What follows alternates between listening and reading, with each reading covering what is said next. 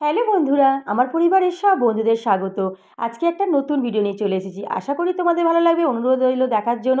ভালো লাগলে সঙ্গে থেকো। সকাল সকাল কাজযোগ সেরে স্নান পুজো করে পুজো দিতে চলে এসেছি ব্যানার্জি হাটে। মানে দক্ষিণ চব্বিশ পরগনার ব্যানার্জি হাট বলে একটা নামকরা জায়গা। এই শীতলা মায়ের মন্দিরে পুজো দিতে এসেছি। জাগ্রত মা। ছোটো থেকেই আসি পুজো দিতে, মা ঠাকুমা কাকিমাদের সাথে আসতাম। এখন আমি কর্তাবুর সঙ্গেও আসি। আমি এর সাথে তো এখন আসছি 2-3 বছর। সব কিছু কিনে নিয়েছি, ফুল ফল মিষ্টি দই ডাব কিনে লাইনে দাঁড়িয়ে আছি। দেখো বন্ধুরা, মাঘ ফাল্গুন চৈত্র বৈশাখ 4 মাসই খুব ভালোভাবে পুজো হয়, খুব ভিড় হয়। আর বিশেষ করে ফাল্গুন মাসে নাকি জন্ম মাস মায়ের, মা ঠাকুমারা বলতো, তাই তোমাদের কাছে শেয়ার করলাম। মায়ের দর্শন করিয়ে দিলাম। দেখো তোমাদের দূর থেকে শীতলা মায়ের মন্দির এটা। আর আমরা সবাই ঠান্ডা যেন থাকি, এই মায়ের পুজো এইভাবেই আমাদের দিতে হয় প্রতি বছরই। মায়ের পুজো দেওয়ার পর এখানে সামনে শ্রী বাবা মহাদেব আছে, মহাদেবের মাথায় জল ঢালবো। জল ঢেলে তারপর পুজো দেবো এখানে। আর এখানে তুলসী মঞ্চপ আছে, আমার রাধাকৃষ্ণর মানে তুলসী মঞ্চপে জল দেবো, এখানেও পুজো দেবো। আজকে সোশ্যাল মিডিয়া আছি বলে আমি ভিডিও করছি, কিন্তু পুজো দিচ্ছি এটা নয়। আমি প্রতি বছরই এভাবেই পুজো দিয়ে আসছি, একদম আমার জ্ঞান হওয়া থেকে পুজো দিয়ে আসছি, দিয়ে আসছি, আসবো। সব সময় যেন আমি মায়ের পুজো দিতে পারি। তাই পুজো দেওয়ার পর এখানে থান ধুইতে হয়। আর এই যে সিঁড়িটা ধুইতে হয় পুজো দেওয়ার পর। থানটা ধুয়ে দেওয়ার পর ধূপ মোমবাতি জ্বালবো। আর মা যেন সবাইকে ভালো রাখে, সবাই ভালো থাকলে আমিও ভালো থাকবো। তার একটাই কারণ, সবাই ভালো থাকলে আমি ভালো থাকবো। তাই জন্য সবাই যেন খুব খুব ভালো থেকো সব বন্ধুরা। মা যেন সবাইকে ঠান্ডা রাখে।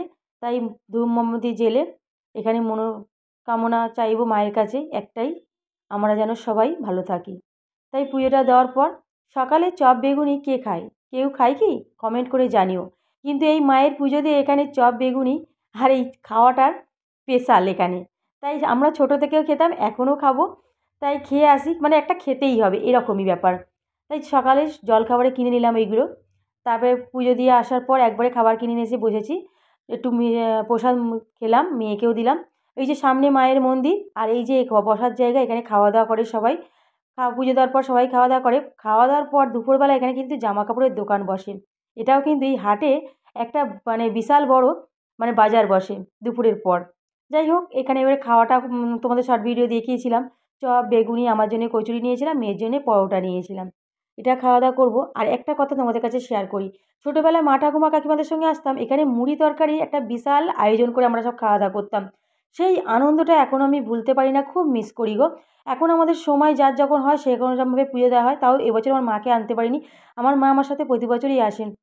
এবছর মায়ের কাজ ছিল বাড়ি, আসতে পারিনি, তাই মেয়েকে নিয়েই চলে এসেছি। তাই যাই হোক, আমাকে যেটা ডাকে সবসময় চা 1 কাপ, চাটা খেয়ে নিলাম 1 কাপ। চাটা খেতে খুব ভালোও লাগলো। খুব দারুণ চাটা ছিল। এবার টোটো ধরেছি বাড়ি চলে আসার উদ্দেশ্যে। তোমাদের কেমন লাগলো কমেন্ট করে জানিও বন্ধুরা এই ভিডিওটা। ভালো লাগলে সঙ্গে থেকো, লাইক কমেন্ট করে দিও।